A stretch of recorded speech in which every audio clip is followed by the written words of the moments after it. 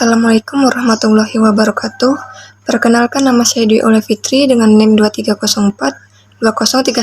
Pada pertemuan kali ini yaitu membahas tentang sumber-sumber yang ada di Indonesia beserta contohnya. Di antara sumber hukum yang ada di Indonesia, saya akan mengambil peraturan daerah atau Perda. Saya akan mempresentasikan kedudukan dan fungsi peraturan daerah, kabupaten kota dalam instrumen otonomi dalam sistem perundang-undangan nasional. Sebelum saya lanjut ke pokok pembahasan, saya akan menjelaskan dulu apa itu peraturan daerah atau Perda. Eksistensi peraturan daerah atau Perda dalam menyelenggarakan pemerintah daerah adalah bagian tidak terpisahkan dari desentralisasi yang dikenal dengan otonomi daerah. Di dalamnya memiliki dua esensi kewenangan, yaitu mengatur dan mengurus. Kewenangan mengatur ini mengandung arti bahwa daerah berhak membuat keputusan hukum berupa perundang-undangan yang kemudian diberi nama peraturan daerah. Peraturan daerah yang dimaksud bukan sekedar peraturan pelaksanaan dari perundang-undangan, akan tetapi lebih dari itu harus mampu menyerap dan menampung kondisi khusus daerah untuk kemandirian daerah dan aspirasi masyarakat lokal. Secara argumentatif, Perda tidak dapat disamakan dengan peraturan perundang-undangan di bawah perundang-undangan lainnya, seperti peraturan pemerintah dan peraturan presiden. Keduanya sebagai produk regulasi semata. Hakikat Perda sebagai sarana penjabaran atau konkretasi hukum atas peraturan perundang-undangan yang bersifat nasional. Hanya berisikan sebagai instrumen pengatur setiap pelimpahan tugas berdasarkan tugas pembantuan bagi daerah yang diminta bantuan. Peraturan daerah dibuat oleh satuan pemerintahan yang mandiri, dengan lingkungan wewenang yang mandiri. Karena itu, pengujiannya terhadap peraturan perundang-undangan tingkatnya lebih tinggi, tidak boleh semata-mata berdasarkan pertingkatan, melainkan pada lingkungan wewenangnya. Suatu Perda yang bertentangan dengan peraturan perundang-undangan yang lebih tinggi, kecuali Undang-Undang Dasar, belum tentu salah. Kalau ternyata peraturan perundang-undangan yang tingkatnya lebih tinggi justru yang lebih melanggar hak dan wewenang daerah yang dijamin Undang-Undang Dasar atau Undang-Undang Pemerintah Daerah. Sekarang kita masuk kepada pokok pembahasan. Ada 3 pokok pembahasan yang akan saya presentasikan. Yang pertama, hakikat peraturan pemerintah daerah kabupaten kota dalam sistem perundang-undangan nasional.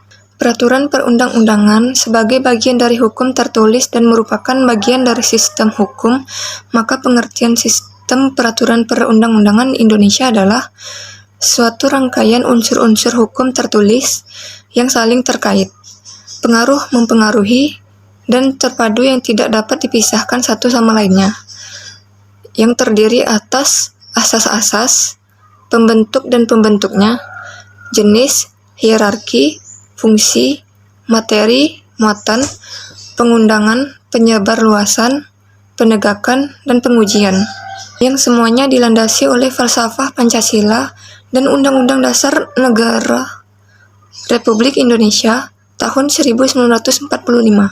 Hakikat Perda dalam sistem perundang-undangan nasional merupakan justifikasi terhadap eksistensi Perda yang tidak terlepas dari hierarki peraturan perundang-undangan, di mana menempatkan posisi Perda di bawah Undang-Undang Dasar Negara Republik Indonesia tahun 1945, Undang-Undang atau Perpu, peraturan pemerintah, dan peraturan presiden.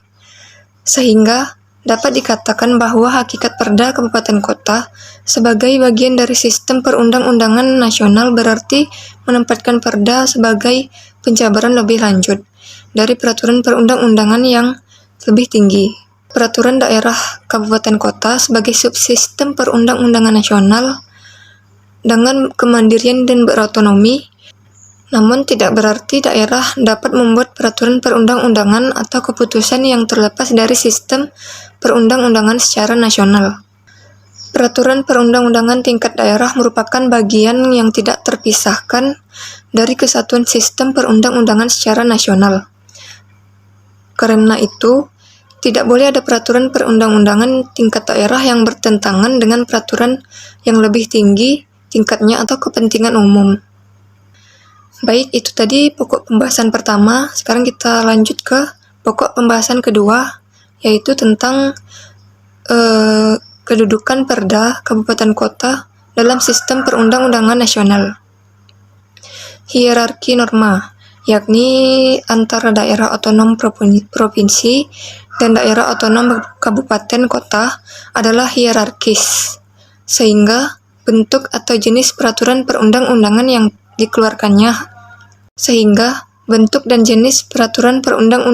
dikeluarkannya itu berbeda. Hal itu dilihat dari teoretik, khususnya pada sisi teori kebenaran koherensi. Dalam sudut pandang ini, sesungguhnya bagi norma yang wilayah berlakunya atau lingkungan kuasa tempatnya yang lebih luas, kedudukannya lebih tinggi dibandingkan norma yang wilayah berlakunya lebih sempit. Alasan teoritis yang di atas, maka sudah jelas bahwa kedudukan perda provinsi yang berlakunya lebih luas dari perda kabupaten kota.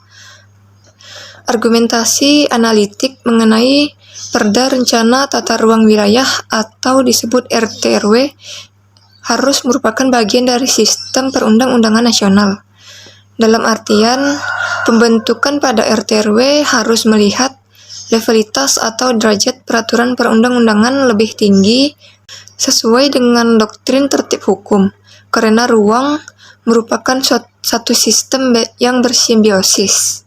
Itu tadi pokok pembahasan kedua. Kita lanjut ke pokok pembahasan ketiga, yaitu fungsi perda kabupaten kota sebagai sarana penampungan kondisi khusus di daerah. Perda sebagai sarana penampungan kondisi khusus di daerah merupakan sebuah karakteristik perda yang tidak dimiliki oleh peraturan perundang-undangan lainnya, yang hanya memposisikan peraturan perundang-undangan dimaksud sebagai alat tertulis untuk kepentingan nasional semata. Hakikat perda sebagai sarana penampungan kondisi khusus di daerah merupakan fungsi perda yang tidak hanya sebagai penjabaran lebih lanjut dari peraturan perundang-undangan nasional, akan tetapi juga sebagai sarana hukum dalam memperhatikan ciri khas masing-masing daerah. Ciri khas masing-masing daerah atau kondisi khusus di daerah, ternyata undang-undang tidak memberikan penjelasan. Untuk memberikan kejelasan normatif tentang kondisi khusus di daerah atau ciri khas masing-masing di daerah, maka secara normatif yang dapat dijadikan rujukan adalah penjelasan mengenai perda kabupaten kota yang bertentangan dengan kepentingan umum. Disebut bertentangan dengan kepentingan umum apabila kebijakan itu berakibat pada terganggunya kerukunan antar warga masyarakat. Secara teoritik dengan pluralisme hukum, dalam arti bahwa dalam pembentukan perda harus didasarkan pada pluralisme hukum, yakni bahwa perda dibentuk bukan hanya menyadarkan pada pemerintah perundang-undangan, melainkan harus melihat kondisi khusus di daerah. Pentingnya fungsi perda sebagai sarana penampungan kondisi khusus daerah sebagai ciri-ciri khas masing-masing daerah. Perda lebih meyakinkan ketimbang sebagai alat untuk memerintah adalah dengan memberi ruang dan fungsi dan substansi perda untuk menampung kondisi khusus daerah berdasarkan harapan-harapan atau ekspektasi masyarakat di daerah. Sehingga pada gilirannya, perda dapat meyakini masyarakat sebagai instrumen hukum yang dapat melindungi hak-hak dan kepentingan-kepentingannya. Itu tadi pokok pembahasan ketiga. Sekarang kita lanjut ke contoh kasus. Seperti peraturan daerah di Bali, yaitu tanpa rokok.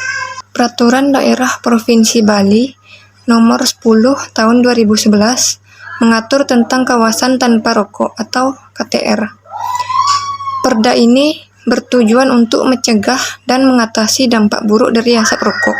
Ada 3 hal yang diatur dalam perda kawasan tanpa rokok di Bali, yaitu pertama, kawasan tanpa rokok meliputi fasilitas pelayanan kesehatan, tempat belajar mengajar, tempat beribadah, tempat anak bermain, angkutan umum, tempat kerja, dan tempat umum lainnya.